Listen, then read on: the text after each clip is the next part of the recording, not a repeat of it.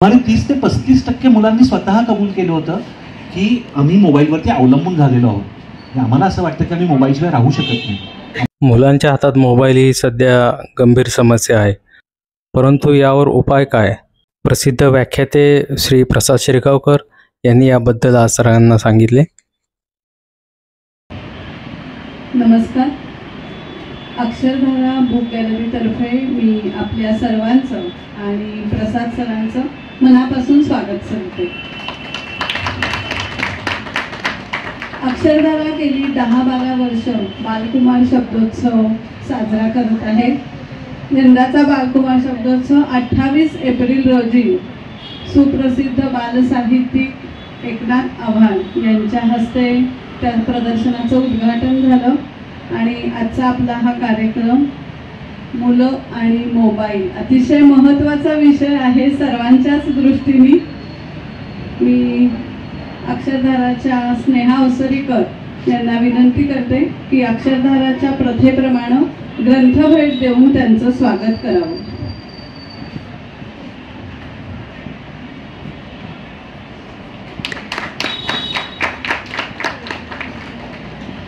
यानंतर स्नेहा अवसरीकर त्यांची ओळख करून देते.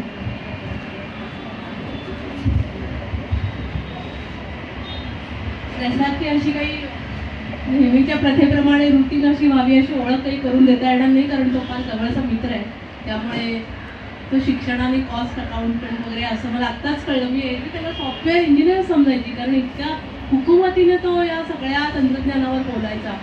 आणि आपल्याकडे एक म्हण किंवा म्हणलं जातं की मुलं आणि आनंद याच्यामध्ये माझी शाळा येते. तसं या नवीन आता काळानुसार मुलं आणि वाचन याच्यामध्ये मोबाईल येतो आणि तो मोबाईल कसा वापरावा याविषयी प्रसाद आता आपल्या सगळ्यांची गप्पा मारणार आहे.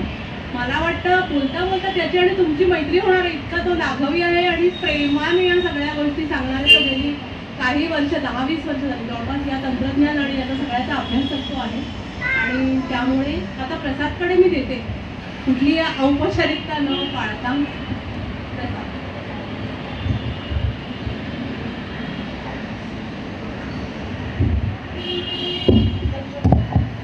हॅलो हॅलो हॅलो हॅलो आवाज येतोय का व्यवस्थित? सगळ्यात पहिल्यांदा अक्षरधारा, स्नेहा, रसिका मॅडम सगळ्यांचे खूप मनापासून आभार. तुम्ही सगळेजण आलात, तुमचे आधीच आभार म्हणून घेतो. गेली थोडीशी पंचायत माझी झाली आज. गेली 4-5 वर्ष मी मुलांकरता आणि पालकांकरता मोबाईल बद्दलची सेशन्स घेतो. तर मुलांकरताचं जे एक्सक्लुझिव्ह सेशन असतं त्यात त्यांना मोबाईल कसा वापरायचा ते सांगतो, आणि पालकांकरताचं सेशन जे असतं त्यात मुलांना मोबाईल कसा वापरू द्यायचा नाही ते सांगतो. आज मुलं आणि पालक दोघंही एकत्र असल्यामुळे नक्की काय सांगायचं हा मोठा अडचणीचा विषय होणार आहे. तर आपण त्यातल्या त्यात प्रयत्न करूया की दोघांनाही उपयोगी पडेल असं काही विचार शेअर करता येतील, किंवा मग आपण थेट प्रश्नोत्तरही घेऊ शकू. घरून निघतानाच बायकोनी मला दम देऊन पाठवलं आहे की तुझं सेशन ऐकल्यानंतर घरी गेल्यानंतर पालक आणि मुलांमध्ये काही भांडण होणार नाही अशी काळजी घे म्हणजे. कारण हा सगळ्यात घरातला सगळ्यात मोठा सध्या भांडणाचा मुद्दा असतो की कुठल्याही पालकाला विचारलं, आई किंवा वडिलांना विचारलं की काय मुलाबद्दल तुम्हाला वाटतं, हुशार आहे हो, सारखा मोबाईल बघत असतो. ही पालकांची तक्रार असते. आणि मुलांची उलटी तक्रार असते की वेळच मिळत नाही आम्हाला पुरेसा मोबाईलवरती, अजिबात आम्हाला वेळ मिळत नाही, सारखा काढून घेतला जातो. तर हे नक्की दोन्हीचा बॅलन्स कसा साधायचा आपण, तर 2 महत्त्वाचे ह्याच्यात मुद्दे, त्याच्याचबद्दल आपण एक पुढची काही वेळ गप्पा मारूया. तो हा पहिला मुद्दा असतो सर्व घरांमधला ताणाचा की मोबाईल किती वेळ वापरला पाहिजे मुलांनी. खरं तर मुलांनी आपण म्हणतो, पण पालकांनी किती वेळ वापरला पाहिजे हाही मुद्दा आहे, पण तो आपण बाजूला ठेवू. म्हणजे याचं टायटल आपल्या मग पालक, मुलं आणि मोबाईल असं असतं, तर मग पालकांबद्दलही आपण बोललो असतो.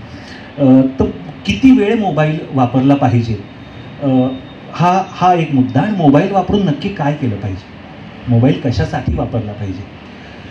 आणि तिसरा एक महत्त्वाचा मुद्दा याच्यात येतो की मोबाईल वापरताना काळजी काय घेतली पाहिजे. कारण आपण रोज पेपरमध्ये बातम्या बघत असतो की मोबाईलवरून किंवा ॲपवरून किंवा कुठल्या तरी लिंकला क्लिक केलं आणि कोट्यावधींना गंडा घातला, लाखोंना गंडा घातला.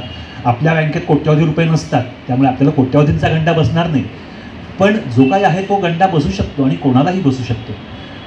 तर नक्की काय काळजी घ्यावी आणि कशामुळे हे घडतं सगळं, हे 3च फक्त प्रश्न आहेत. तर यातला फक्त आपण किती वेळ वापरायचा आणि तो कसा वापरायचा हे शेवटी बघूया. आधी आपण मोबाईल का, म्हणजे त्याच्यावरती काय करायचं, कशासाठी वापरायचा. तर आधी पण मला हे आधी ऐकून घ्यायला आवडेल की आपल्या मुलांपैकी किती मुलांकडे स्वतःचा मोबाईल आहे, म्हणजे पूर्ण एक्सक्लुझिव्हली त्यांचा असलेला असा मोबाईल किती जणांकडे.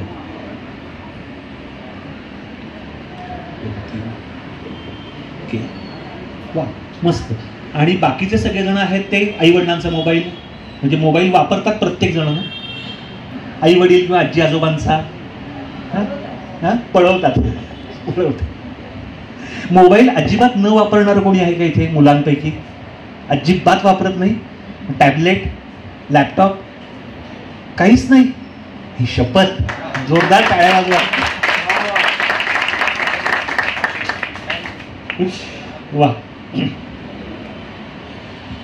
सो एक व्यक्ती अशी आहे की जी मोबाईल अजिबात वापरत नाही, बाकी सगळ्यांना मोबाईलला ॲक्सेस आहे. आणि हाच डेटा ॲक्च्युली आमच्या रिसर्चमधून आला होता, पण हा 2020 साली आम्ही केला होता, जेव्हा शहर आणि खेडेगाव या दोन्हीमध्ये 97% मुलांना, म्हणजे 4-5 वर्षाच्या पुढपासून ते 18 वर्षापर्यंत 97% मुलांना मोबाईलला ॲक्सेस आहे सध्या. म्हणजे आयदर स्वतःचा एक्सक्लुझिव्ह ॲक्सेस असतो किंवा आई वडिलांचा किंवा आजी आजोबांचा फोन असतो किंवा घरात एखादा शेअर्ड फोन फक्त असतो, पण 97% मुलांना ॲक्सेस आहे. आणि त्यातल्या 46% मुलं ही सोशल मीडिया रेग्युलरली वापरतात. आणि सुमारे 30 ते 35% मुलांनी स्वतः कबूल केलं होतं की आम्ही मोबाईलवरती अवलंबून झालेलो आहोत. आम्हाला असं वाटतं की आम्ही मोबाईलशिवाय राहू शकत नाही, आम्हाला रोज इतका वेळ मोबाईल लागतोच खेळायला. त्यामुळे ही परिस्थिती आणि ही वाढत जाणारी परिस्थिती, म्हणजे त्यांचं अवलंबून असणं वाढत. आपण स्वतः पण किती अवलंबून असतो आपल्याला माहिती आहे. आपण स्वतः किती तास वापरतो. ॲडल्ट्सबद्दलचा डेटा जर का भारतातला बघितला तर भारतामध्ये सध्या ॲव्हरेज युजरचा ॲव्हरेज युसेज पर डे, म्हणजे सर्वसामान्य माणूस रोज 7 तास मोबाईल वापरतो. 7 तास. हे कधीही, म्हणजे मानवाच्या इतिहासामध्ये कधीही कुठलं एखादं उपकरण आपण 7 तास वापरतो आहोत हे कधीही घडलेलं नव्हतं. 7 तास आपण मोबाईल ऑन ॲन ॲव्हरेज वापरतो आणि हे चिंताजनक बनत चाललं. बरं, हे पूर्ण टाळता येण्यासारखं आहे का? तर अजिबात नाही. तर म्हणजे इव्हन मुलं किंवा पालक, आपण मोबाईल वापरून नक्की करतो काय काय त्याच्यावरती. तर कोण सांगेल मोबाईलवर तुम्ही काय काय करता, कुठले कुठले ॲप्स वापरता? होमवर्क करता किती जण करतात? शाळेत सांगितलं आहे म्हणून होमवर्क करता. 1, 2 होमवर्क करतो आपण, काहीतरी आलेलं असतं त्याच्यावरती. मग काय त्याच्यामध्ये विकिपीडिया वापरता का काय नक्की करता? गुगलवर सर्च करता? ब्रेनलीवरती क्वेश्चन्स स्कॅन करून त्याचे आन्सर्स. ब्रेनली. अजून काय करतं मोबाईल? गुगलवरती जाऊन जो क्वेश्चन आहे त्याच्या बाबतीत माहिती घेतो आणि स्वतःच्या वाक्यात त्या नोटबुकमध्ये लिहितो. वेल डन. अजून कोण काय काय करतं? होमवर्क करता कसा वापरता तुम्ही मोबाईल?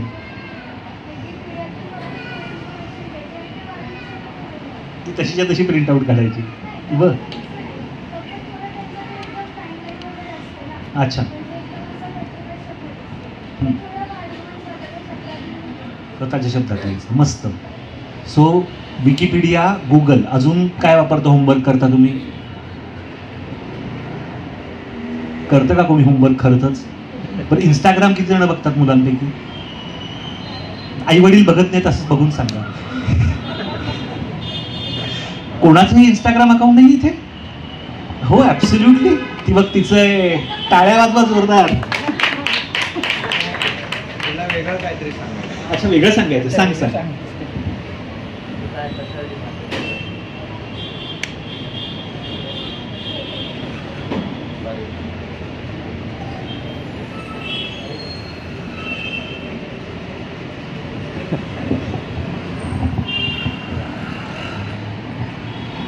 ओके. यूट्यूबवरचे व्हिडिओज किती जण बघता? मस्त. यूट्यूब बघता. रील्स नाही बघत तुम्ही कोणीच, इन्स्टावरचे रील्स नाही बघत, पण यूट्यूबवरचे व्हिडिओज बघता सगळेजण. बरं, गेम्स किती जण खेळतात? मुली कोणीच गेम खेळत नाही, ती खेळते. वा वा वा, मस्त. तू कुठला गेम खेळतोस? कुठला आवडतो तुला?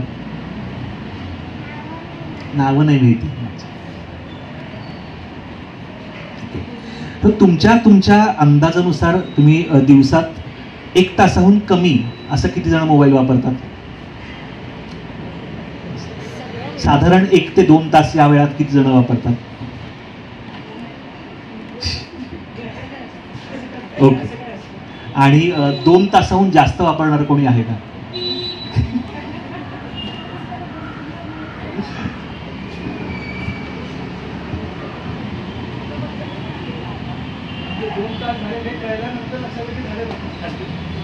त्यांच्या भाषेत तो 1 तास असतो. त्यांच्या भाषेत 1 तास असतो.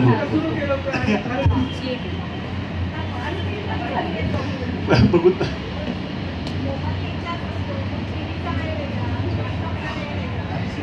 सो तो दुसरा खूप महत्वाचा मुद्दा आहे की टोटल स्क्रीन टाइम कोणी बघतच नाही, विचारच नाही करत. सो मोबाईल झालं की टीव्ही समोर बसायचं, ते झालं की टॅबलेट समोर बसायचं, मग आता होमवर्क करायचं, मग लॅपटॉप उघडून द्या असतं. असं सगळा स्क्रीन टाइम एकत्र भरपूर वाढत जातो.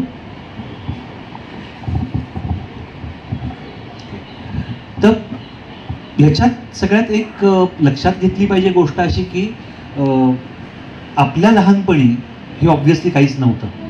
आपल्या लहानपणी आपण जर का तुम्ही 80s किंवा 90s मधले लहानपण गेलं असेल तर ते डायलवाले फोन कसे बसे घरी असायचे, आणि तेही बऱ्याच ठिकाणी स्वतःचा नाही तर समोरच्यांकडे फोन आहे तिथे सगळ्या 4-5 जणांचे फोन तिथे यायचे, तिथे निरोप ठेवले जायचे आणि कॉईन टाकून फोन करायचो आपण. असे फोन आपण बघितले आणि आपण आपल्या लाईफटाईममध्ये गेल्या 40-50 वर्षांमध्ये त्या एका फोनपासून ते मग आपण पुढे मोबाईल फोन साधे, मग स्मार्टफोन आणि मग आता इंटरनेट आणि आता जे काही सध्या क्रांती घडली ती आपण आपल्या लाईफटाईममध्ये अनुभवलेली आहे. त्यामुळे ॲक्च्युली ही जी डिजिटल क्रांती घडतीये त्या क्रांतीला चे आपण ॲक्च्युली फॉरिनर्स होत, म्हणजे आपल्या आयुष्यात घडताना बघितली आहे पण आपल्याकरता ती नवीन आहे.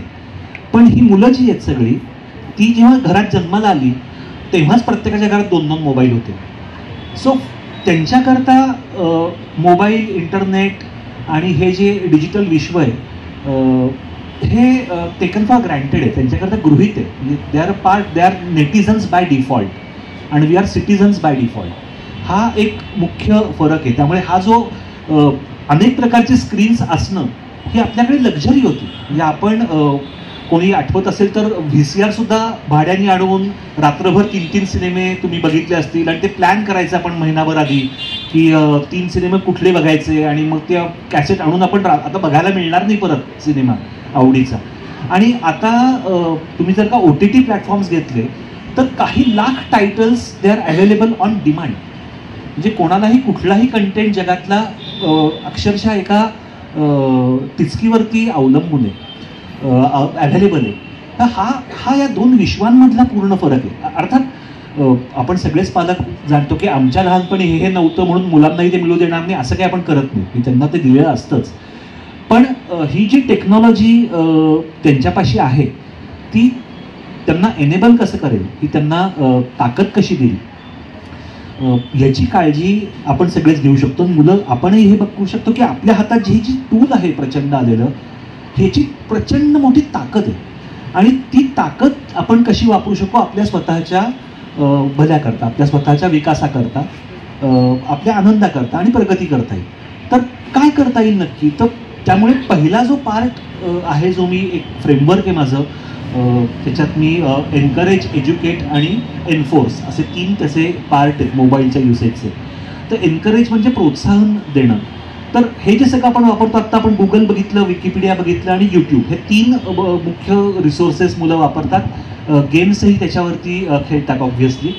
नवीन आता टूल्स येणारी जर का माहिती असतील तर आर्टिफिशियल इंटेलिजन्सची ChatGPT नावाचं जे टूल आहे किंवा गुगलचं जेमिनी म्हणून जे टूल आहे त्याच्याशी संबंधित बरीच ॲप्स येत आहेत. ती जर का मुलं वापरायला लागली तर ॲक्च्युली त्यांना गुगल आणि हे वापरता येणार नाही, पण या सगळ्यामधून त्यांना ॲक्च्युली रेडीमेड उत्तरं मिळायला लागतील.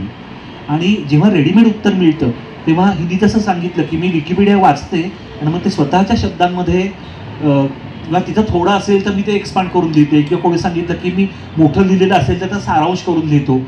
ही जी आपल्या बुद्धीची क्षमता आहे तीच हळूहळू कमी होत जाईल, कारण मुलांना ते करायलाच मिळणार नाही. त्यांनी ChatGPTला सांगितलं की मला भारतात सगळ्यात जास्त पाऊस कुठे आणि का पडतो याचं उत्तर दे, तर मग तो चेरापुंजीला पडतो, तिथे का पडतो आणि किती मिलीमीटर पडतो हे सगळं ते तो एका पॅराग्राफमध्ये देईल. मग तो पॅराग्राफ मोठा झाला आणि त्याला सांगितलं की नाही आता हेच मला 20 शब्दात सांग, तर तो 20 शब्दात करून देतो. हेच मला 500 शब्दात सांग, तर तो 500 शब्दात करून देतो. सो आपली स्वतःची सारांश करण्याची किंवा एक्सपांड करण्याची क्षमताच बुद्धीची या सर्व टूल्समुळे नाहीशी होत चालली किंवा नाहीशी होत जाईल भविष्यात. तर मग काय केलं पाहिजे, तर ही सगळी टूल्स वापरून म्हणजे गुगल हे प्रचंड ताकदीचं माध्यम आहे, आणि जिथे ते फक्त इंटरनेटवरचे वेगवेगळे रिसोर्सेस शोधून आणतात आपल्या समोर ठेवतं. मग शेवटी पण आपल्याला ते प्रत्येक रिसोर्सला जाऊन तिथे वाचून त्याचा अर्थ समजून घेऊन स्वतःच्या शब्दात लिहिणं हे करावंच लागतं, आणि त्या सर्व प्रोसेसमध्ये आपण शिकत राहतो. सो गुगलवरची माहिती, त्या माहितीचं ज्ञानामध्ये रूपांतर करणं याची जी प्रोसेस आहे ती प्रोसेस आपण मुलांना समजावून सांगून शिकवू शकतो. अनेक शाळांमध्ये जेव्हा प्रोजेक्ट्स करायला सांगतात तेव्हा अक्षरशः अनेक जणांना मी बघितलं की विकिपीडियावर जाऊन तिथून सर्व कॉपी करायचं, डॉक्युमेंटमध्ये पेस्ट करायचं आणि त्याचा प्रिंटआउट काढून घेऊन जायचा.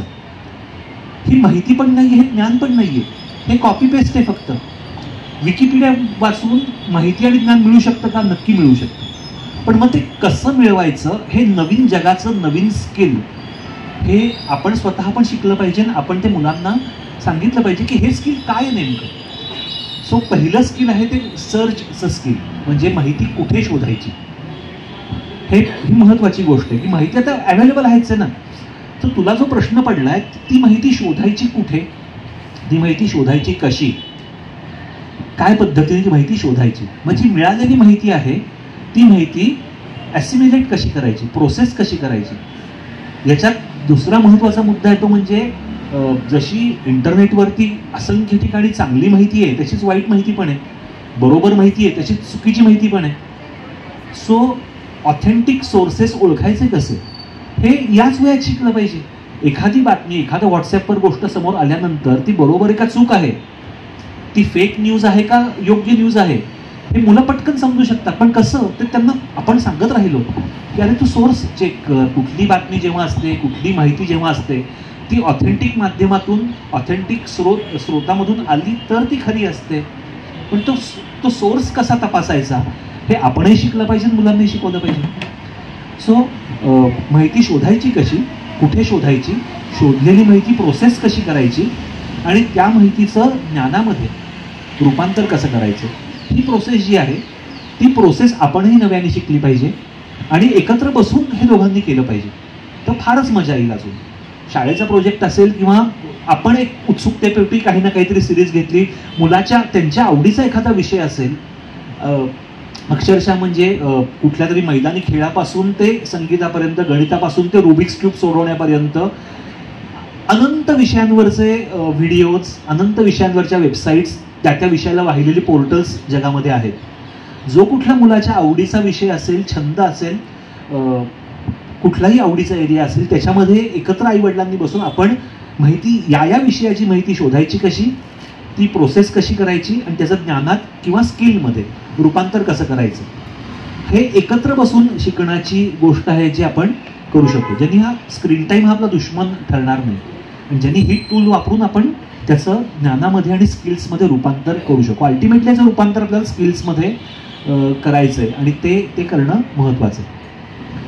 तो दुसरा, सो पहिला सर्च झाला. दुसरा एरिया असतो तो म्हणजे ब्राउज करणं, म्हणजे जी समोर आलेली माहिती आहे ती ज्या स्ट्रक्चरमध्ये सगळी रचून ठेवलेली आहे ते स्ट्रक्चर काय असतात ते समजून घेणं, काय पद्धतीने ऑर्गनाईज केलेलं असतं सगळं आणि ते आपण सगळं कसं वापरायचं. सो हा संपूर्ण म्हणजे विकिपीडिया जो आहे तो कशा पद्धतीने ऑर्गनाईज केलेला असतो, मग त्याच्या टॅक्सॉनॉमीज काय असतात, हे हळूहळू ते बघत गेले की अरे मग तू शास्त्रातली एखादी गोष्ट शोधतोयस तर तू मग शास्त्रामध्ये जा, मग यातून या विभागात जा, मग या उपविभागात जा. सो माहितीचं ऑर्गनायझिंग, ज्ञानाचं ऑर्गनायझिंग आणि क्लासिफिकेशन हेही आपल्याला जमायला लागू शकतं. आणि अजून एक पुढचा महत्त्वाचा मुद्दा आहे तो जो नवीन पिढीच्या बाबतीत मला खूप प्रकर्षाने जाणवतो की या माहितीला, या नवीन पिढीला ना फक्त पॅसिव्ह कन्झ्युमर्स व्हायचं नाही आहे, त्यांना ॲक्टिव्हली पार्टिसिपेट व्हायचं आहे, त्यांना स्वतःचं काहीतरी प्रकाशित करायचं आहे, स्वतःचं काहीतरी क्रिएट करायचं आहे. आणि आता ही टूल्स सगळी जी उपलब्ध आहेत, म्हणजे एक मोबाईल फोन आणि त्याचा कॅमेरा आणि त्याला जोडलेलं इंटरनेट कनेक्शन आणि ॲप्स, त्याच्यामुळे जगातली प्रत्येक व्यक्ती क्रिएट करू शकते. म्हणजे साधे फोटो तयार करण्यापासून ते अत्यंत कॉम्प्लिकेटेड व्हिडिओज तयार करण्यापर्यंत प्रत्येक गोष्ट, सर्व गोष्टी प्रत्येक जण जगातला तयार करू शकतो. आणि नवीन पिढीमध्ये मी खूप बघतो की त्यांना तयार करायचं आहे. आता इथे कोणीच इन्स्टावर नाही असं म्हणतायत, पण त्यांच्या वेगळ्या आयडी शोधायला लागतील आपल्याला काय काय आहेत ते. तर इन्स्टावरची जर का रील्स बघितली तर जितकी अत्यंत काहीतरी टाईमपास करणारी जशी असतात तशी अत्यंत सुंदर काही विचार मांडणारी तरुण मुलांची, तरुण मुलींची, म्हणजे स्किल्स स्वतःची दाखवणारी अशी अनेक प्रकारची रील्स तिथे असतात. म्हणजे अगदी लहान मुलामुलींच्या इव्हन गाण्यांच्या रील्सपासून ते म्युझिकल इन्स्ट्रुमेंट्स वाजवण्याच्या रील्सपासून ते अनेक प्रकारचे रील्स, अनेक प्रकारचं टॅलेंट दाखवणारी रील्स मुलं तयार करतात. नुसती रील्सच नाही, यूट्यूब चॅनल्सही स्वतःचे तयार करतात. आणि अगदी 8-10 वर्षांची मुलं ही सोशल मीडिया इन्फ्लुएन्सर बनतात काही जगात. ऑफकोर्स हे अपवाद असतात खूप, म्हणजे एक मिलियन म्हणजे 10 लाख फॉलोअर्स मिळणं ही खूप मोठी गोष्ट आहे जगात. पण हे 12-14 वर्षाच्या मुलांनाही होऊ शकतंय. आणि याचं कारण असतं तर हे मुलांना करायचं आहे. ऑब्व्हियसली आपल्या मुलाला जर काही करायचं असेल, आपण त्यांना बळच घोड्यावर बसवण्यात काही अर्थ नसतं की तू हे बन म्हणून. पण जर का एखाद्या मुलाला हे करावं असं वाटत असेल तर त्याचा नेमका प्रवास काय असतो हाही आपण समजून घेऊन किंवा एकत्र दोघांनी मिळून समजून घेतला. आणि जर का त्याला सांगितलं की अरे बाबा, हे ना फक्त नुसतं लाईक्स मिळवण्याच्या मागे तू लागू नकोस. कारण तो जो प्रवास असतो ना, एखादी व्यक्ती इन्फ्लुएन्सर केव्हा बनते की जेव्हा त्याच्यात स्वतः काहीतरी टॅलेंट असतं, त्या टॅलेंटचा वापर करून तो काहीतरी निर्मिती करतो. ती निर्मिती जेव्हा तो प्रकाशित करतो चांगल्या क्वालिटीचे, चांगल्या पद्धतीने, आणि ती लोकांना जेव्हा खूप आवडते तेव्हा तो इन्फ्लुएन्सर बनतो. पण ह्यात सगळ्यात महत्त्वाचं काय आहे तर ते टॅलेंट महत्त्वाचं आहे. आणि जी निर्मिती तू करतोयस ती कन्सिस्टंटली करणं, ती चांगल्या दर्जाची करणं आणि ती सतत सुधारत राहणं, हे सायकल जेव्हा तू करशील तेव्हा हा संपूर्ण प्रवास तुझा इन्फ्लुएन्सर होण्याकडे जाईल. तर हे त्या मुलाला, ज्याला कोणाला बनायचं आहे, ज्याला कोणाला काहीतरी करायचं आहे, त्याला सांगून की सगळ्यात शेवटी प्रवास जो आहे ना तो त्याचं मूळ तुझ्या टॅलेंटमध्ये असणार आहे. त्यामुळे आपला फोकस इन्फ्लुएन्सर बनण्याकडे द्यायचा नसून आपला फोकस माझं टॅलेंट काय आहे ते शोधून काढण्यात आणि ते टॅलेंट माझं इम्प्रूव्ह करत राहण्यामध्ये माझा खरा फोकस असला पाहिजे. आणि इंटरनेटच्या या जे काही प्रचंड मोठं महाजाल आणि चमत्कार आहे हा, त्याच्यामुळे एक चांगलं झालं की कुठल्याही प्रकारच्या टॅलेंटला बघणारे आणि ॲप्रिशिएट करणारे लोक आहेत, अक्षरशः कुठल्याही प्रकारच्या. म्हणजे आपल्या लहानपणीत असं होतं की बाबा फक्त गणित आणि शास्त्र चांगला असेल तर तो माणूस जगात यशस्वी होऊ शकायचा, कारण तो डॉक्टर किंवा इंजिनियर होऊ शकायचा. तर तसं आता राहिलेलं नाही आहे, हे पूर्ण वेगळं जग आहे नवीन.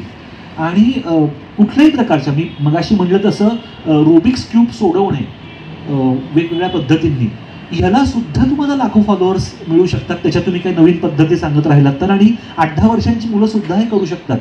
बुद्धिबळ या गेमला जगभरात लाखो फॉलोअर्स आहेत. सो बुद्धिबळाचे डाव अगदी इथपासून ते रेसिपीज तर माहितीच आहे, आपण सगळेजण अनेक जणांच्या रेसिपीज आणि रेसिपीजचे रील्स सारखी बघत असतो.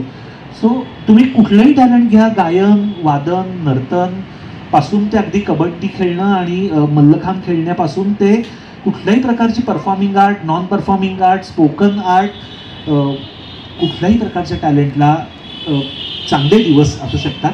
फोकस त्या टॅलेंटवरती जर का आपण केला तर हा प्रवास. सो पहिला जो एनकरेज पार्ट जो आहे तो तुमच्यासाठी आणि आईवडिलांसाठी की त्याचा आपल्या आयुष्यामध्ये सकारात्मक वापर स्वतःच्या ग्रोथसाठी, स्वतःच्या टॅलेंट शोधण्यासाठी आणि स्वतःच्या शिकण्यासाठी ऑब्व्हियसली आपण कसा करू शकू हे एकत्र बसून जर का दोघांनी केलं तर ते खूप फायद्याचं दोघांनी ठरू शकतं. आणि हे नवीन स्किल आहे, म्हणजे आपल्याला शिकायला लागणार. कारण आपल्याला माहिती नाही ना, कारण आपण हे वयाच्या 40व्या वर्षी इंटरनेट बघितलंय, त्यांनी वयाच्या 4थ्या वर्षी बघितलंय. हा खूप मोठा फरक आहे. पण हे एकत्र एन्करेज करणं आणि ह्याचा पॉझिटिव्ह युसेज आपण कसा करू शकू, सकारात्मक वापर कसा करू शकू, हा पहिला मुद्दा होता. दुसरा होतं की हे सगळं वापरण्यामध्ये खूप धोके आहेत आणि हेही अनेकदा अनेक ठिकाणी मला सांगतो, मी बोलतो, आपण पेपरमधल्या बातम्या वाचत असतो. काय नेमके धोके आहेत इंटरनेट किंवा मोबाईल किंवा त्यातले ॲप्स, व्हॉट्सॲप, चॅटिंग हे सगळं वापरण्यामध्ये, आणि विशेषतः मुलांसाठी काय धोके आहेत, हे सगळ्या आईवडिलांनी लक्षात घेऊन ऑब्व्हियसली त्यांच्याशी सतत बोललं पाहिजे आणि सांगितलं राहिलं पाहिजे की काय धोके. एक 2-3 धोके मी फक्त सांगतो जे मुलांच्या बाबतीत घडत आहेत. नंतर मी मुंबईच्या रिस्पॉन्सिबल नेटिझम नावाच्या संस्थेशी संबंधित आहे गेली अनेक वर्ष, आणि आम्ही लहान मुलांसाठी आणि कुठल्याही प्रकारच्या ज्यांच्यावरती सायबर गुन्हे ज्यांच्या बाबतीत घडतात त्यांच्यासाठीची हेल्पलाईन चालवतो. आणि असंख्य प्रकारचे गुन्हे घडत आहेत सध्या जगामध्ये. एक त्यातला पहिला जो अगदी साधा, जो सगळ्यांच्या बाबतीत घडू शकतो, आई वडील मुलं सगळ्यांच्या बाबतीत, की ज्याला फिशिंग अटॅक असं म्हणतात. सो फिशिंग अटॅक म्हणजे काय, अगदी साध्या पद्धतीने आपल्याला कुठल्या तरी पद्धतीचा मेसेज येतो ज्याच्यामध्ये एक लिंक असते आणि ही क्लिक करा असं सांगितलेलं असतं, आणि ती आपण क्लिक करावी म्हणून काहीतरी प्रचंड मोठं लालूच दाखवलेली असते, मोह दाखवलेला असतो, की प्रचंड मोठी भीती घातलेली असते.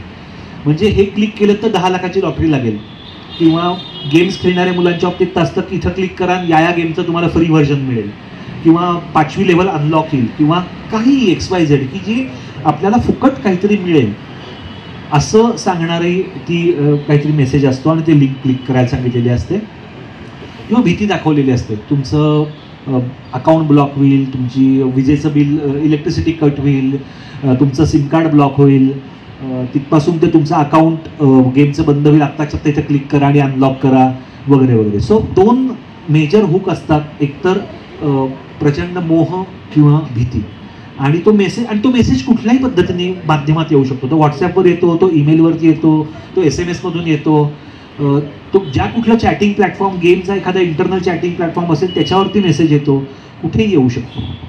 सो तिथे क्लिक करून आपण जिथे कुठे जाऊ तिथे आयदर काहीतरी आपल्याला डाउनलोड करायला सांगितलं जातं जो व्हायरस असतो, किंवा तिथे आपल्याला काहीतरी पर्सनल माहिती विचारते की बँकेचा युजरनेम पासवर्ड टाका, फेसबुकचा युजरनेम पासवर्ड टाका, असं काहीतरी टाका, की जे टाकून आपलं युजरनेम पासवर्ड सोडून अक्षरशः 30व्या सेकंदाला आपले अकाउंट्स हॅक होतात. सो हा एक सगळ्यात मोठा धोका फिशिंग अटॅक्स हा आहे. अनेक वेगवेगळ्या पद्धतीने हे स्मार्ट आहेत जे कोण तंत्रज्ञान वापरून चोऱ्या करतात ती लोक, ते सतत काळाच्या 4 पावलं पुढे असतात. आणि हे धोके जी मुलं विशेषतः आईवडिलांचा मोबाईल वापरतात आणि फ्री गेमिंग प्लॅटफॉर्मवरचे गेम्स खेळत असतात, तिथे खूप मोठा धोका असतो. कारण मुलांना लक्षात येत नाही की आपल्याला फसवलं जातंय आणि मोबाईल हॅक होतो आईवडिलांचा.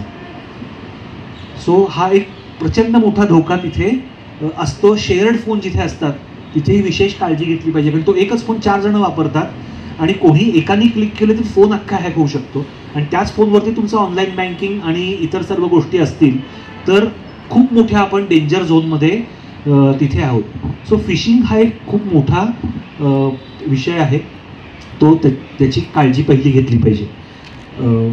दुसरा धोका सायबर वर्ल्डमधला विशेषतः मुलांच्या बाबतीमध्ये तो म्हणजे अनॉनिमस चॅटिंग. धोक्याकडे जायच्या आधी पहिल्या धोक्यापासून आपण सेफ राहावं याच्यासाठी, कारण आपल्याला तर कळतं की हा फिशिंगचा लिंक आहे, पण मुलांना नाही कळत काय त्याच्यावर मार्ग आहे हे पण सांगतो. सो पहिल्या धोक्यापासून वाचण्याकरता एक अत्यंत महत्त्वाचा मार्ग, जर का शेअर्ड फोन असेल, म्हणजे कॉमन फोन असेल, आईवडिलांचा की आजी आजोबांचा फोन मुलं वापरत असतील तर अँड्रॉइडमध्ये गेस्ट युजर करता येतो, दुसरा युजर हल्ली ॲड करता येतो. तर तुम्ही जर का चेक केलं ॲड अ सेकंड युजर, तर दुसरा युजर ॲड करता येतो आणि त्या युजरला ॲडमिन राईट्स नवीन ॲप्स इन्स्टॉल करण्याचे किंवा काही डाउनलोड करण्याचे हे नाही देता येत, किंवा आपण सांगू शकतो रिस्ट्रिक्टेड ॲक्सेस देऊ शकतो. सो विशेषतः मुलांकडे फोन देताना आणि गेम्स खेळायला देत असू, गेम्सच खेळणार आहे किंवा व्हॉट्सॲप वापरणार आहे, तर ॲडमिन राईट्स नसलेला युजर देणं हे ॲडवायजेबल नाही, स्ट्रॉंगली रेकमेंडेड आहे, ज्यांनी आपण वाचू शकतो. ॲक्च्युली सिनियर सिटीजन्स करताही असाच युजर दिला पाहिजे. त्यांना सुद्धा ॲडमिन राईट्स नसलेला युजर करून त्यांच्या स्वतःच्याच फोनवरती त्यांना लॉग इन करायला लावायचं वेगळं परत एकदा, की नॉन ॲडमिन राईट्स. कारण तिथे तर खूप हा धोका असतो, कारण ते UPI हल्ली वापरायला लागलेत, ऑनलाईन बँकिंग सगळं खूप आनंद होतो त्यांना वापरताना, कारण कधीच बघितलेलं नव्हतं ना, खूप छान वाटतं करायला. पण लक्षात येत नाही ना, व्हॉट्सॲपवरती काहीतरी आलं कोणतरी म्हणतं की तुमची विजेचं बिल कट होईल आज रात्री, तर क्लिक केलंच जातं तिथे. म्हणजे माझे अशा प्रकारचे मेसेजेस आणि फेक न्यूजच्या बाबतीत माझे सासरे मला म्हणले होते की अरे त्यांनी एवढं असं इतकं लिहून पाठवलंय, कोणतरी आपल्या काळजीने एवढं पाठवलंय तुमचं बिल कट होईल, तर मी का नको क्लिक करणार तिकडे, कोण एवढी काळजी करतं आपली. म्हटलं की अहो तो काळजी करतोय कारण त्याला तुमचं बँक अकाउंट धुवायचंय म्हणून. तर त्यामुळे सेकंड युजर तयार करणं हा त्याच्यावरचा उपाय आहे. आपण स्वतः पण आणि त्यांना हे एज्युकेट करत राहणं की अरे बाबा इथे क्लिक कर असं म्हटलेलं आहे, तेव्हा जरा वाचत जा. मुलं खूप स्मार्ट असतात, त्यांना कळतं हे फेक आहे का नाही येते, की एखादी गोष्ट आपल्याला जी सांगतायत ती खरंच मिळणार आहे का. कोणी एखादा $2000 गेम फुकट देतं का कधी. जगात काही कधी फुकट मिळत नसतं. जगात कोणालाही आपण न काढलेली 1 कोटीची लॉटरी आपल्याला कधीही लागणार नसते. काढलेली लागत नाही तर न काढलेली कसली लागते. तर असं काही जगात फुकट मिळत नसतं.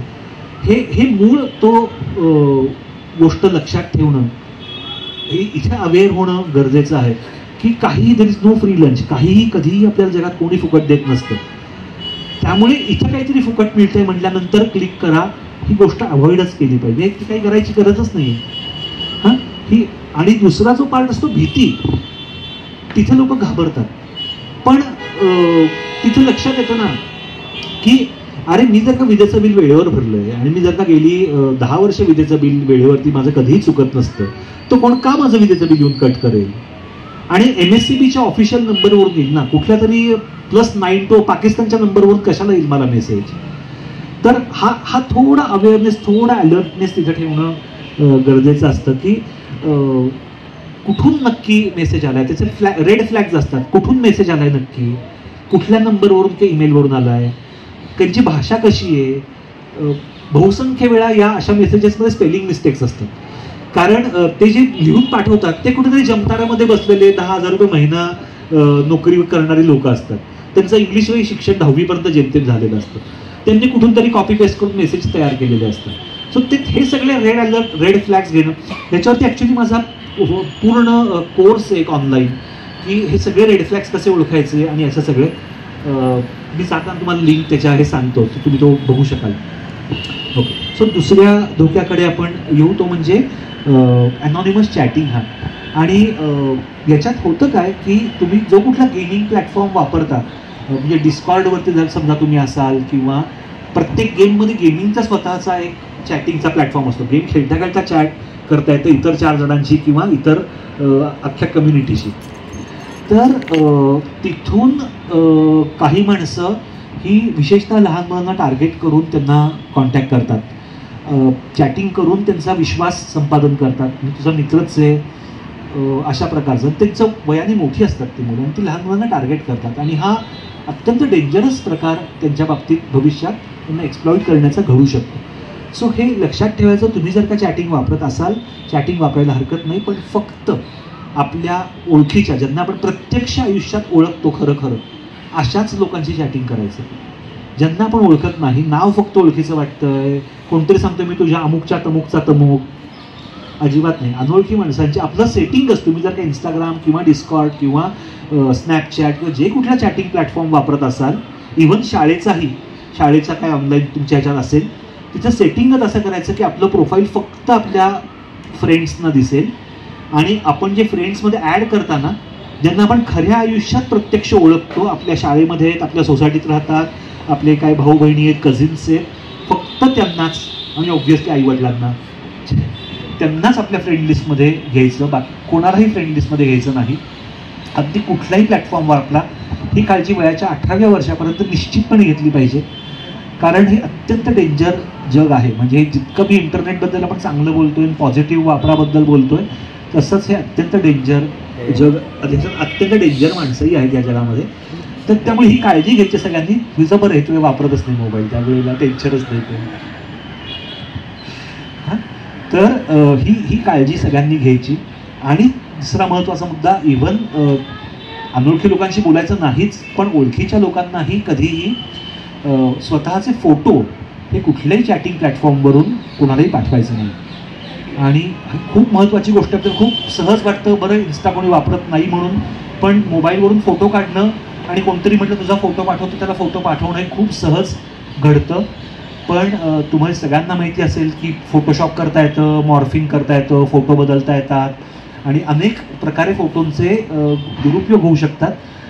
त्यामुळे हे लक्षात ठेवा सर्व मुलांनी की फोटो आपले कोणालाही पाठवायचे नाहीत. कुठलाही तुम्ही प्लॅटफॉर्म वापरत असताना आपला नाव, गाव, पत्ता विशेषतः आणि फोन नंबर हा पब्लिकली दिसेल लोकांना असा जाहीर करायचा नाही.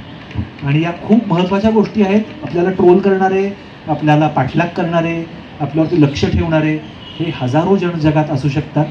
आणि कशात त्यांच्या हातात सापडायचं ना आपण. इतकी साधी गोष्ट आहे की आपण नाही दिला माझा फोटो, नाही पाठवला कोणाला, नाही मोबाईल नंबर दिला, कोणी मित्रमैत्रीण म्हटलं असेल फोटो देतो, प्रत्यक्ष भेट तुला दाखवतो मी कसा दिसतो ते, फोटो कशाला बघायला पाहिजे हां.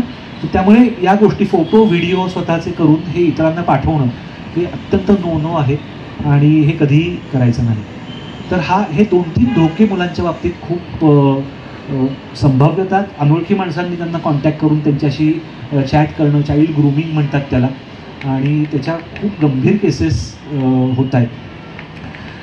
आणि अजून एक महत्त्वाचा, तुम्ही चॅटिंग करत असाल किंवा शाळेचे पण हल्ली चॅटिंग प्लॅटफॉर्म्स असतात, ऑनलाईन स्कूलचे असतील तर, आणि तुम्हाला कोणी दादागिरी करत असेल, त्रास देत असेल, म्हणजे बुलिंग ज्याला म्हणतात, मुद्दामून वाईट बोलणं, ग्रुपमध्ये न घेणं, भांडण करणं, ऑनलाईन वाईट वागणं, तर अजिबात न लपवता लगेच आईवडिलांना जाऊन सांगायचं.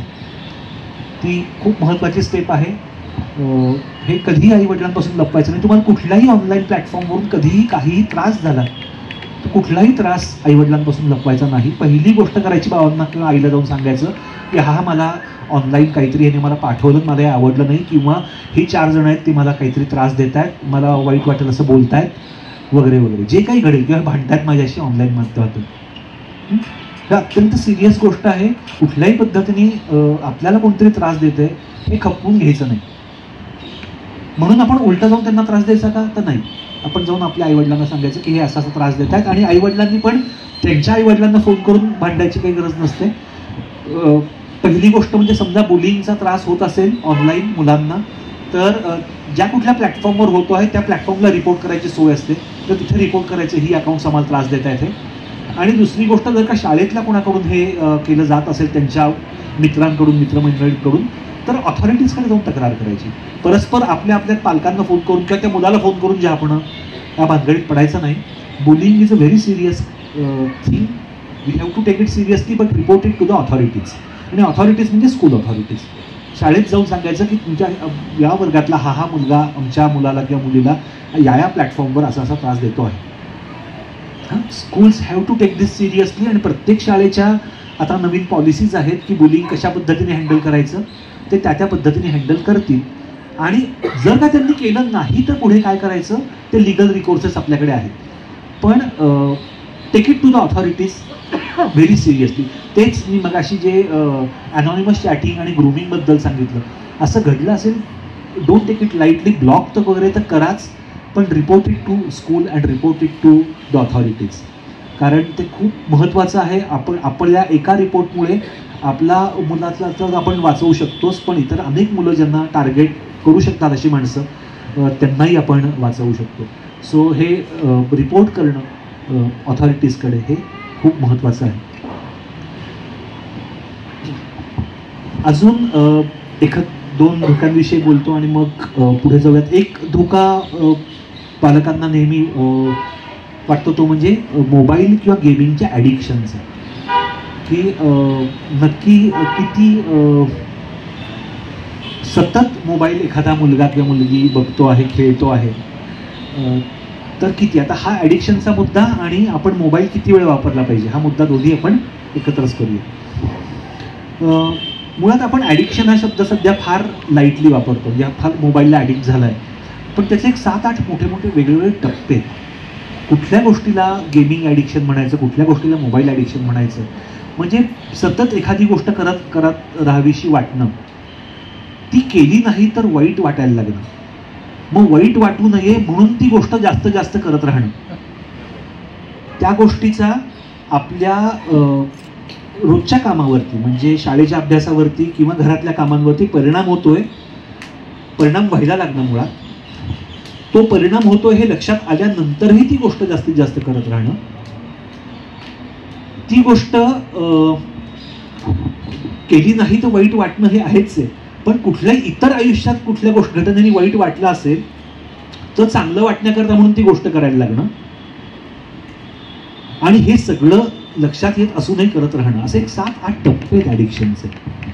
आणि खरं तर आपल्या मुलांमध्ये यातले काही टप्पे आपल्याला दिसत नसतात. ही लक्षणं जर का 3 ते 6 महिन्याहून जास्त काळ दिसत असतील, म्हणजे यातली 3 ते 4 लक्षणं 3 ते 6 महिन्याहून जास्त काळ दिसत असतील तर take it very seriously and then go to a counsellor, a proper counsellor or a child psychiatrist.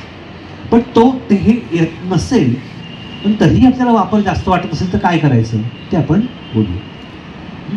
So addiction हे खूप सिरियस इश्यू आहे, पण तो ॲक्च्युली खूप टक्केवारी वाईज खूप कमी मुलांमध्ये जाणवतो, कारण मुलांना एवढा वेळच नसतो. म्हणजे इतकं सगळं करायला मुलांना वेळ नसतो आणि खूप बिझी असतात. हो ना.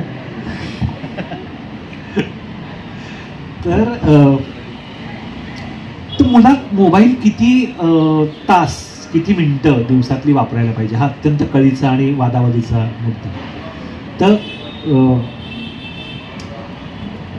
सायंटिफिक डेटा ह्याच्याबद्दलचा हा खरं तर पुरेसा सायंटिफिक डेटा अवेलेबल नाही आहे की किती मिनटं किंवा किती तास मोबाईल वापरणं योग्य आहे, किती तासाच्या पलीकडे त्याचा आपल्याला त्रास सुरू होतो आणि किती तासांपर्यंत वापरला तर ते योग्य आहे.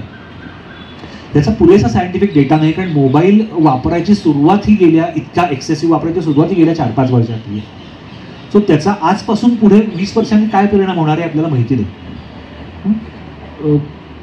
सो अर्धा तास मोबाईल वापरला पाहिजे मुलांनी का 1 तास वापरला पाहिजे का 2 तास वापरला पाहिजे, हे खरं तर प्रत्येक घरामध्ये आईवडील आणि मुलांनी एकत्र बसून ठरवायची गोष्ट आहे. ही ठरवली पाहिजे का, तर ही निश्चित ठरवली पाहिजे, ही नक्की ठरवली पाहिजे. कारण काय तर त्या मोबाईलमुळे होणारा दुष्परिणाम नाही आहे, तर कारण तो सोडून इतर असंख्य गोष्टी ज्या तुम्हाला करायला पाहिजेत त्यालाही वेळ पाहिजे ना, आणि मग तुला मोबाईललाही वेळ पाहिजे, म्हणून ती गोष्ट ठरवली पाहिजे. हा महत्त्वाचा मुद्दा आहे त्यातला.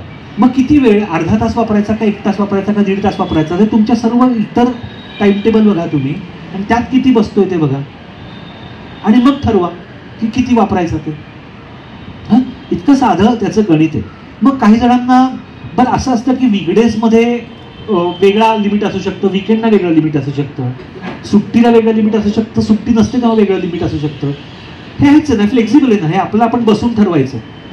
आईवडिलांबरोबर हे निगोशिएट करायची गोष्ट आहे, चर्चा करायची गोष्ट आहे की किती मला काय काय असतं त्याच्यावर करायचं, मला त्याच्या अभ्यासासाठी किती वेळ वापरायला लागतो, मला यूट्यूबवरच्या टाइमपाससाठी किती वेळ वापरायला लागतो आणि गेम्ससाठी किती वेळ वापरायला लागतो. आणि कशालाच हरकत नाही. गेम्समध्ये काही गोष्टींना निश्चित हरकत आहे. गेम्समध्ये एक महत्त्वाची गोष्ट सगळ्यांनी लक्षात घेतली पाहिजे की आपण त्याला एज ॲप्रोप्रिएट गेम्स म्हणतात. तुम्ही जर का बघितलं तर गेम्सना रेटिंग असतं की किती वर्षाच्या मुलाला ही गेम खेळणं अलाउड आहे. काही गेम्स 7 वर्ष असतात, काही गेम्स 13 वर्ष असतात, काही गेम्स 16 वर्षांसाठी असतात. जसं सिनेमांना रेटिंग असतं तसं गेम्सनाही असतं. आणि एक महत्त्वाची गोष्ट सगळ्यांनी लक्षात घेतली पाहिजे, आपल्याला आपल्या वयाला जेवढ्या योग्य आहेत त्याच गेम्स आपण खेळल्या पाहिजे. ज्या आपल्या वयाला खेळणं अलाउड नाही आहे ते आपण नाही खेळायचं, कारण त्याला काहीतरी विशिष्ट कारणं आहेत. एखादी गेम जर का 16 वर्षानंतरच्याच मुलांनी खेळणं अपेक्षित आहे त्याला, सरकारला, सेन्सॉर अथॉरिटीजना, सगळ्यांना, तर ती 8 वर्षाच्या मुलांनी नाही खेळली पाहिजे. 8 वर्षाच्या मुलाला त्या गेममध्ये असलेला जो काही कंटेंट आहे, त्याच्यात ज्या काही ॲक्शन्स घ्याव्या लागतात त्याच्याविषयीची समज पुरेशी नसते.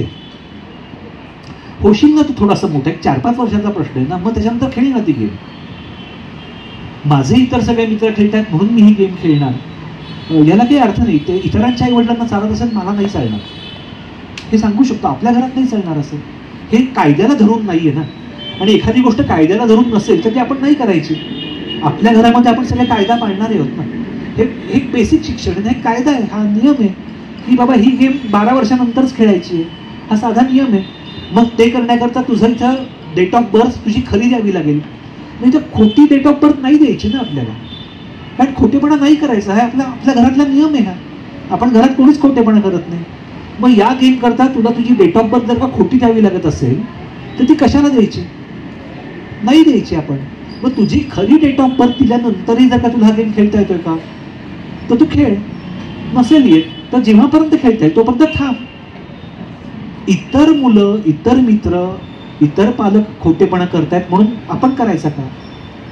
नाही करायचा. हे बेसिक लाईफ स्किल्स ट्रेनिंग आहे, बेसिक जीवनाचं शिक्षण आहे. आणि मोबाईलच्या निमित्ताने हे आपण मुलांना देऊ शकतो की आपण कायद्याला धरूनच राहायचं आहे आणि आपण खोटेपणा करायचा नाही, आणि आपण आपल्याला जे योग्य आहे तोच कंटेंट कन्झ्युम करायचा आहे. मग एखादी गोष्ट इथं डाउनलोड केलं तर मला हा गेम पायरेट करता येतो. अरे पायरेट करणं ही चोरी असते. नाही करायची आपण चोरी. आपण फुकटच्या गोष्टी डाउनलोड नाही करायच्या आहेत. आपण टेलिग्रामवरून जाऊन मूव्हीज डाउनलोड नाही करायच्या आहेत. कारण सगळ्यात जास्त फिशिंगचे धोके असतात ना ते पायरेटेड गेम्समध्ये असतात. हा त्यातला एक पहिला मुद्दा.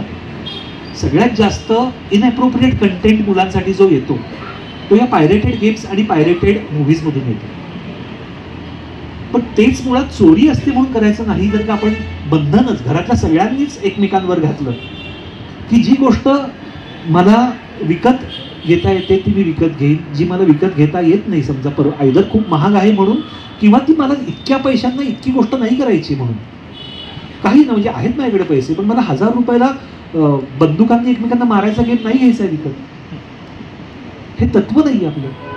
तर यांनी काही बेसिक आपण लाईफ स्किल्स आणि आयुष्याबद्दलचं शिक्षणही यांनी देऊ शकतो की आपण कायद्याला धरून राहू, आपण सगळे नियम पाळू आणि आपण कधी खोटं बोलणार नाही आणि आपण चोरी करणार नाही, आपण पायरसी करणार नाही. आणि ऑफकोर्स हे सांगितलंच की आपण फोटो कोणाला पाठवायचे नाहीत स्वतःचे आणि स्वतःची प्रायव्हसी जपत राहायची सतत. या महत्त्वाच्या गोष्टी आहेत. सो कमिंग बॅक, मोबाईलचा टाईम किती, तर हे प्रत्येक घरानुसार ठरतं. घरून एकत्र बसून ठरवायचं. 1-2 अटी घालता येतात, कराव्यात, ज्या मी माझ्या मुलाबरोबर आम्ही केला सक्सेसफुल हा प्रयोग आणि मी अनेक ठिकाणी हा सांगतो आणि तो होतो आणि तो मुलांनाही खूप आवडतो आणि आईवडिलांनाही खूप आवडतो. तो म्हणजे तुमचा जो टोटल स्क्रीन टाईम आहे दिवसातला, तो टोटल स्क्रीन टाईम हा तुमचा त्या दिवसाच्या टोटल ग्राउंड टाईम एवढा असेल. हा अगदी सोपा आणि साधा नियम आहे. ग्राउंड टाईम म्हणजे काय, तुम्ही मैदानात जाऊन जे खेळता, खाली सोसायटीत जाऊन किंवा शाळेच्या मैदानावर जाऊन जे काही खेळता, मग सायकल चालवणं असेल, पळणं असेल, लंगडी असेल, फुटबॉल असेल, क्रिकेट असेल, जे काय तुम्ही खाऊन मोकळे हवेत जाऊन जे काय जेवढं खेळता ते तुम्ही जितकी मिनिटं खेळाल तितकी मिनिटं तुम्ही स्क्रीन टाईम करू शकता. हा अगदी सोपा नियम आहे. सो आणि ह्याच्यात 2 प्रकार आहेत. ह्याच्यात कॅरी फॉरवर्ड काही होत नाही. हां म्हणजे आजची पावती आजच फाडायची. आज 60 म्हणजे मी काल अर्धा तास खेळले होते ग्राउंडवर पण आज मग मी मोबाईल 1 तास खेळणं असं नाही. ह्याच्यात बॅलन्स काही जमत नाही अकाउंटवरती. हिशोब सगळा रोजच्या रोज संपायचा. सो आज काय घडलं तेवढंच आज करायचं. इतका सोपा नियम आहे. आणि मुलांना खेळायला आवडतं खालती, मुलांना मैदानात जाऊन खेळायला आवडतं सगळ्यांना. मग आपण तोही टाईम लिमिट हे होतं काय आणि की मोबाईलच्या ऐवजी मैदानाच्या ऐवजी मोबाईल होत चाललं की खाली खेळायला जायच्या ऐवजी त्यात तेवढाच मला 1 तास मिळतो, तेवढ्याच 1 तासात मी मोबाईल खेळतो असं होत चाललंय. मग सांगा ना की 1च तास तुला मिळतो ना फ्री, मग अर्धा तास खाली खेळ आणि अर्धा तास मोबाईलवरती. म्हणजे तो दोन्ही घेईन ना. पण मुलांना हे किंवा ते असं होतं, एकमेकांना पर्याय वाटतो आणि मग ते घडत नाही. सो हा एक सर्व घरांमध्ये सर्व लोकांना, मुलांना सगळ्यांना मान्य होणारा. आणि ऑफकोर्स ग्राउंडवर खेळायला जाल तेव्हा मोबाईल घरी ठेवून जायचा. कारण तो एक चावटपणा काही काही जण करतात, ग्राउंडवरच मोबाईल घेऊन जातात. आणि मी बघितले सोसायटीमध्ये खालती मुलं बसलेली असतात, एकमेकांच्या शेजारी बसलेली असतात आणि एकमेकांची ऑनलाईन गेम खेळत असतात. म्हणजे की अरे खेळ, मैदानी खेळ म्हणजे मैदानावर बसून मोबाईलचा खेळ नाही, मैदानी खेळ म्हणजे मैदानी खेळ. आणि जो तुम्हाला आवडेल तो खेळ खेळा, कुठलाही काहीही चालेल, त्याला काही लिमिट नाही. मग काय स्विमिंग आवडत असेल तर स्विमिंग करा, काय दोरीच्या उड्या मारा, काय जो काय आवडेल तो खेळ खेळा. पण जाऊन हवेत घाम येईल असं दणदणीत दमलो आपण जोरदार, इतकं खेळलं पाहिजे रोज. बस एवढी काळजी घेतली ना, आणि ते जेवढा खेळाल तेवढा मग घरी आणि मोबाईल वापरा. होऊन जातं सगळं व्यवस्थित. अदरवाईज मुलं इतकी बिझी असतात आणि खरंच खूप बिझी असतात. आपली सगळी मुलं म्हणजे आपण नव्हतो, आपण अजूनही एवढे बिझी नसतो. सकाळी 7 पासून ते रात्री 8-10 पर्यंत दिवसातल्या हॉबी क्लासेस आणि चेसचे क्लासेस आणि आता काय 7व्या आणि 8व्या वर्षी काय लोक कुठल्या कॉम्पिटिटिव्ह एक्झामचे क्लासेस आणि स्कॉलरशिपचे क्लासेस आणि वर मग काहीतरी गायन पण केलं पाहिजे, नाच पण केला पाहिजे. केवढी बिझी असतात पोरं, असतात की नाही? भयंकर बिझी असतात. सो तो थोडा त्यांना दिवसातला ग्राउंड टाईम या सगळ्यातून कमी होत चाललाय. आणि नाही बाबा एखादा कुठला तरी कॉम्पिटिटिव्ह एक्झाम नाही झाली पण त्याच्याऐवजी मुलाची हेल्थ, लॉंग टर्म हेल्थच्या दृष्टीने जर का तो ग्राउंडवर रोज अर्धा तास 1 तास खेळला तर ते त्याच्या आणि आपल्याच्या सगळ्यांच्याच भल्याचं आहे लॉंग टर्मच्या दृष्टीने. तर तो नसेल जर का पार्ट आपल्या मुलाच्या रुटीनमध्ये तर तो आणला पाहिजे. मोकळ्या हवेमध्ये, मोकळी हवाही आपण ठेवलेली नाहीये, आपण ग्राउंड्सही शहरात ठेवलेले नाहीये. बरं, ग्राउंडचं दुसरं असं झालं की बाबा विशेषतः गावात राहत असू ग्राउंडवर सोडणं आणि आणणं हा 2 तासाचा उद्योग होऊन बसलाय. म्हणजे काय करायचं पोरांनी? मग ते गेम खेळणार नाही तर काय करणार? एका वर्गातली 4 मुलं जर का त्यांना एकत्र येऊन खेळायचं म्हटलं, एक जण राहतो डेक्कनला, एक जण राहतो कोथरूडला, एक जण राहतो वानवडीला आणि एक जण कुठेतरी सदाशिव पेठे. कसे त्याचे आई वडील त्यांना रोज संध्याकाळी अर्धा तास एकत्र खेळायला जोडू शकणार आहेत? मग रविवारचा 15 दिवसातून एकदाचा नाईट ओव्हरचा काहीतरी प्लॅन करायचा, मग तेव्हा ती मुलं एकत्र जमणार आणि काय मजा करायची ती करणार. म्हणजे कितीही तुलना नाही करायची म्हटलं तरी आपल्या लहानपणी नव्हतं असं. आपण दिवस रात्र मित्रांकडे आपल्या आजूबाजूच्या शाळेतल्या पडीक असायचो. आपण सायकलने किंवा पायी शाळेत जाऊ शकायचो. आपण क्रिकेट सोसायटीत जेव्हा आपल्या दारात खेळायचो तेव्हा बॅड लाईटचं अपील हे बॉल दिसेन असं झाल्यावर नाही, खेळाडू दिसेन असं झाल्यावरती व्हायचं. म्हणजे खेळाडू दिसेन असं होईपर्यंत आपण रस्त्यावरती खेळत असायचो. आणि आता काय आपल्या मुलांचं आपण करून ठेवलं शहरातल्या लोकांनी हे सगळं. पण त्यात थोडासा दिलासा दिला पाहिजे. तो खेळ त्यांच्या आयुष्यात इन्कॉर्पोरेट केला पाहिजे आणि तो या मोबाईलच्या निमित्ताने आपण करू शकू की तो खेळ आला ना तर ते आपोआप बाकी सगळं ते दमणं येतं. मग ते जे न्यूट्रिशन जायला लागतं आपोआप. कोणाच्या जेवणाच्या तक्रार राहत नाही. अर्धा पाऊण तास खणखणीत खेळून आलं ना की कडकडून भूक लागते, जे समोर येईल ते खातात. कोणाचे नखरे राहत नाहीत की मला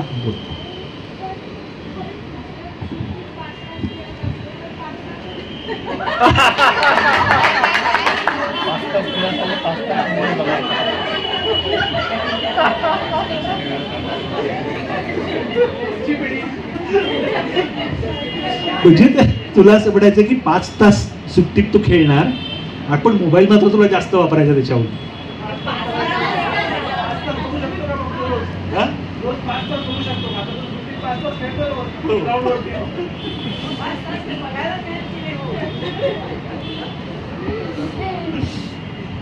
पाच तास जर का कोणीही ग्राउंडवर जाऊन खेळत असेल प्रॉपर तर नंतर 5 तास मोबाईलवर गेम खेळूनच दाखवावा.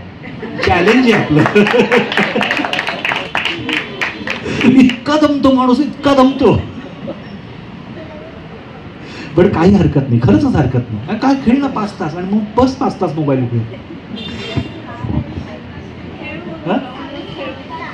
7 तास खेळतोस, मस्त. ओके.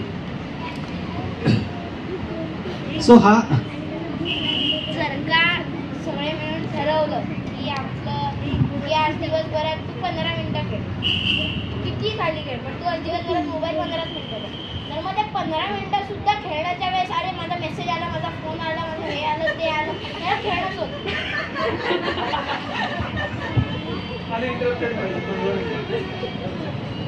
बरोबर आहे. हे जेव्हा हा नियम घरामध्ये तुमच्या ठरेल तेव्हा हे उलट निगोशिएट करून सांगितलं पाहिजे की ती 15 मिनिटं मला मिळणार आहेत ना त्याच्यात दुसऱ्या कोणाला मिळणार नाही मोबाईल. आपणही आपल्या टर्म घातल्या पाहिजेत ना. पण हे अगदी व्हॅलिड मुद्दा आहे. तो एक्सक्लुसिव्ह मला मिळाला पाहिजे तेवढा वेळ. प्रश्नोत्तरांकडेच जाऊयात आपण आता. ऑलमोस्ट तासभर झाला. अजून काही कोणाला मला विचारायचं, मोबाईल हा जो आहे तो वापरतो किंवा स्क्रीन टाईम त्यांना मुलांना अजून हेच कळत नाही जे तुम्ही मगाशी सांगितलं की टॅलेंट बेस्ट व्हायला पाहिजे. स्किल जे आहे मोबाईल बघणं पण त्यांना अजून हेच कळत नाही की काय बघावं. ते काय करतात, गेमिंग करतात, मग यूट्यूबचे थोडेसे रील्स बघतात, यूट्यूब बघतात. यामध्ये ते एका ठिकाणी कुठे त्यांचं मन स्थिर नाही. आणि मोबाईल मिळाल्यानंतर थोडीशी त्यांची चिडचिड पण होते, की अरे मी आज कमीच बघितला मोबाईल, असं पण होतं. मग त्यांना ते ॲप्रोप्रिएट कधी होतं तर प्रोजेक्ट करताना मोबाईल होतो, मग तेव्हा आई चालते, पण अदरवाईज आई चालत नाही. आई तू नकोच थांबू घरात, असं ते समजून होतं. तर तो एक बॅलन्स ते एक काय म्हणताय, स्वतःला कळलं पाहिजे की आपण काय बघावं आणि कसं डेव्हलप करू शकतो. अगदी प्रामाणिकपणे याचं उत्तर खरं तर for them mobile is a primary purpose. त्याचा जो आहे मुख्य हेतू एंटरटेनमेंट आहे, हा ज्ञान नाही आहे. सो शाळेकरता जेव्हा वापरतील, प्रोजेक्ट करता जेव्हा वापरतील, तेव्हा ते काहीतरी शिकायचं ते शिकतीलच ना. पण ते सोडून इतर वेळा इधर गेमिंग किंवा यूट्यूब बघणं याच्याच करता वापरला जाणार आहे, हे फॅक्ट आहे. बरं, आपल्या मोठ्या माणसांना कुठे कळतं अजून मोबाईल कशा करता वापरायचा ते? आपल्याला कोणालाच माहिती नाही अजून कशा करता वापरायचं ते. आपण जेव्हा गरज असते तेव्हा तो ज्ञानाकरता वापरतोच ना. पण रोजचे 7 तास काय आपण ज्ञान नाही मिळवत त्याच्यातून, 7 तास वापरतो रोजचे. त्यांना कसं कळणार आहे इतक्यात? नाहीच कळणार. आणि आपण हेच म्हणजे 15 मिनिटं किंवा अर्धा तास जो वापरणार आहे ना, हे तो एंटरटेनमेंट करताच वापरणार आहे, हे गृहीत धरूनच द्यायचं. म्हणजे टी व्हीच्या ऐवजी मोबाईल आहे. टी व्हीवरती एंटरटेनमेंट करणार ना, कुठे शिकण्याकरता आपण कार्टून लावतो ना, छोटा भीम लावतो, काहीतरी ते आता अजून काय काय लावायचं वेगळं. आता काय कोरियन काय लागतात ते BTC आणि काय काय कोरियन ड्रामा कोण बघतं इथे? कोणीच नाही. तर ते सगळं जे फक्त एंटरटेनमेंटच आहे. दुसरा जो इश्यू आहे, त्याला महत्त्वाचा इश्यू काय याच्यामध्ये, की मन स्थिर राहत नाही. याचा वेगळ्या भाषेमध्ये आपला अटेन्शन स्पॅन कमी होतो, आणि तो आपल्या सगळ्यांचाच झाला. मी मगाशीच रसिकतांशी बोलत होतो की इव्हन मला इतकी सगळी पालक आणि मुलं पुस्तकांच्या दुकानातून पुस्तक विकत घेतात, त्याचाच इतका आनंद झाला. कारण पुस्तकच वाचत नाहीत लोक हल्ली. आणि का वाचत नाहीत? कारण आपला अटेन्शन स्पॅन कमी झाला आहे. आणि तो का कमी झाला आहे? कारण आपल्याला अत्यंत रंगीबेरंगी, अत्यंत भडक कंटेंट 20-20 सेकंदात बघायची सवय झाली. जे समोर येतं ते कोणतरी येतं, उड्या मारत असतं, गाणं म्हणत असतं, काहीतरी वेडेवाकडे चेहरे हावभाव करत असतं, आणि ते 20 सेकंदात समोर दिसतं. आणि ते आपलं लक्ष जावं म्हणून ते अजून जास्त आक्रस्ताळ केलेलं असतं, म्हणून ते अजून लाऊड केलेलं असतं. अभिनय असो त्यातला, किंवा त्यात जे दाखवतात ते असो, ते इतकं. आणि तेही 20 सेकंद पूर्ण न बघता भरभर स्क्रोल करत बघायची आपल्याला सवय लागली. सो विचार करा, आपण एकेकाळी कोणीतरी आपण 2.5 3 तासांचे सिनेमे आपण सलग एका बैठकीत बघायचो. तिथपासून ते जेव्हा TV मालिका आल्या तेव्हा अचानक त्यांचा सेगमेंट बदलला, आणि त्यांनी आपलं बदलून 7 मिनिटाचा एक सेगमेंट, 7 मिनिटं सेगमेंट, 3 मिनिटं जाहिराती, अशा अर्धा तास मालिका बघायला. मग आपण आपलं अटेन्शन स्पॅन 7 मिनिटं झालं, 7 मिनिटं काहीतरी बघायचं. तिथपासून ते जेव्हा आता रील्स आली आहेत तर आपलं अटेन्शन स्पॅन 20 सेकंद झालं, 30 सेकंद झालं. 30 सेकंदात काय सांगायचं सांगा, त्याच्याहून जास्त आमच्याकडे वेळ नाहीये. पण असे 30 सेकंद गुणिले 100 आम्ही 10 मिनिटात पुढच्या बघतो. हे झालं. आणि हे आपलं होतं तेच मुलांचंही होतं. ह्याला उत्तर नाही आहे. ह्याला तो ठहराव आपल्या आयुष्यात परत कसा आणायचा हे नाही, सगळेच जण शोधत आहेत. काहीतरी आपणच प्रयोग करून बघायला लागतील. सो कुटुंबामध्ये एक गोष्ट करता येण्यासारखी आहे सगळ्यांना, ते म्हणजे नो फोन झोन करायचं. म्हणजे आपण जर का बघितलं तर अक्षरशः कुटुंबातला प्रत्येक जण, जिथे प्रत्येकाच्याकडे स्वतःचा मोबाईल आहे, तो सकाळी उठल्यापासून ते रात्री झोपेपर्यंत त्याचा मोबाईल त्याच्या हातात असतो. विशेषतः डायनिंग टेबलवरती एकत्र जेवताना आणि अगदी TV बघतानाही लोक एकीकडे मोबाईलवरती सुरू असतात. तर जे आपण करतो तेच मुलं करणार आहेत ना. तर एक कुठला तरी झोन 2 अर्थाने, either time or place or both, हा कुटुंबामध्ये प्रत्येक घरात एक नो फोन झोन असला पाहिजे, जिथे जेवण करताना तुम्ही सुरुवात करू शकाल. डिनर विशेषतः वेळ असते जेव्हा घरातले सगळेजण एकत्र बसून जेवू शकतात, बाकी कुठलीच वेळी नसते. हल्ली ब्रेकफास्टही सगळेजण एकत्र नसतात. तर डिनर टेबलवरती त्याच्या आधीचे नंतरचे 15 मिनिटं, असा एक अर्धा तास हा नो फोन झोन आहे. सगळ्यांनी फोन आपापल्या बेडरूममध्ये चार्जिंगला लावून यायचे आणि मग डायनिंग टेबलवरती येऊन बसायचं. तो अर्धा तास. शक्य असेल तर टी व्ही बंद ठेवायचा, टी व्ही लावूनही जेवायची काही गरज नसते. जे सतत पॅसिव्ह काहीतरी आपल्या चेहऱ्यावरती, तोंडावरती, मनावरती आदळत राहणं, ती चित्र, तो आवाज, तो कंटेंट सतत आपल्या चेहऱ्यावर आदळत राहणं, आणि आपण अत्यंत काय म्हणतात त्याला, निर्जीवपणे जेवणं, निर्जीवपणे आपल्या इतर कामं करत राहणं, ह्याची आपल्या सगळ्यांना सवय लागली. आणि ती मोडण्याची सुरुवात घरातूनच केली पाहिजे. आणि ती सुरुवात आपण डायनिंग टेबलपासून आपल्या करू शकतो. अगदी सोपा आहे उपाय. आणि बरी असतात तो माणसं घरातली, म्हणजे बोलू शकतात एकमेकांशी. तर म्हणजे एकदा एक दिवस आठवडाभर प्रयोग करून बघा, अर्धा तास फक्त एकमेकांची गप्पा मारत जेवायचं. आणि काय एवढं बोलण्यासारखं, खूप असतं बोलण्यासारखं, खूप असतं बोलण्यासारखं. मुलांना घडघड घडघड दिवसभर काय घडलं तर सांगायचं असतं. हिची रिबीन हरवली, त्याची पट्टी तुटली, ह्याचं त्याच्याशी भांडण झालं, त्याचं तिचं अफेअर सुरू आहे, एवढ्या गोष्टी असतात सांगणार. आपणही सांगू शकतो आपल्या ऑफिसमधल्या गोष्टी, इतक्या साध्या रोजच्या आणि रोज बोलायला असतात या गोष्टी. सुरुवात करू शकू. आणि ती सुरुवात, तो एक अर्धा तास नो फोन झोन जर का घरात असेल ना, तर तो एक डिटॉक्सिफिकेशनचा आपल्याला सुरुवात होईल, डिटॉक्स होण्याची. आणि मग तिथपासून सुरुवात करून घेऊन आपण आपल्या ट्रिप्सना जेव्हा जातो तेव्हा त्या अर्ध्या तासाचा आपण अर्धा दिवस करू शकतो. की आता आपण बीचला चाललो आहोत ना, तर कोणीही तिथं जाऊन सेल्फी काढायचं नाहीत, किंवा एकदा जा सेल्फी काढू जाणार सगळ्या, ते सगळे आपापल्या सोशल मीडियावर टाका. मग आता लॉजवर या, सगळे फोन ठेवून द्या, आता पुढचा अर्धा दिवस कोणालाही फोन मिळणार नाही. केवढं काही बघण्यासारखं असतं. आणि काही बघण्यासारखं नसतं, नुसतं वाळूत बसणं, वाळूत खेळणं. वाळूत किल्ले केलेत का कोणी इतक्यात? नाही ना. कारण तो किल्ला करायचा, तो कशा करता, तो फोटो काढता येईल म्हणून, आणि तो फोटो पोस्ट करता येईल. आणि मग तो किल्ला राहतो बाजूला, पाणी राहतं बाजूला, शंखशिंपले राहतात बाजूला, आपण लाईक्स मोजत बसतो की किती आले म्हणून. ठेवा ना बाजूला सगळं ते, आणि अनुभवा ना परत तो समुद्र, परत ती वाळू, परत तो सूर्योदय सूर्यास्त. किती सोपं आहे करणं. जातोच ना सगळेजण ट्रिपला. सो रोजचा अर्धा तासाचा डिटॉक्स सहज करता येणं शक्य, आई वडील मुलं सगळ्यांना, डायनिंग टेबलवरचा. आणि वाढवा तो वेळ हळूहळू, मजा येईल. जास्त फिजिकल ॲक्टिव्हिटीज एकत्र करता येऊ शकतात. टेबल टेनिस एकत्र खेळायला जाता येऊ शकतात. बोर्ड गेम्स आपण किती वर्षात खेळलेलो नाही. लुडो हल्ली ऑनलाईन खेळतात लोक, आणि त्याच्यावरती पैसे लावून हारतात. मला धक्काच बसला ऐकून.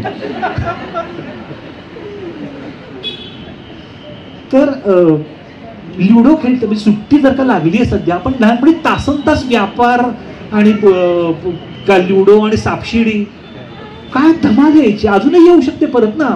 आपणच होत आणि आपलीच मुलं आहेत ना, आणि तेच गेम्स आहेत ना. आणि स्क्रीन नसलेलं काहीही दिवसातले तास 2-2 तास जर का आपण एकत्र वापरायला लागलो, तर परत कनेक्ट होऊ, परत धमाल येईल तीच सगळी, आणि ते करता येईल सगळं.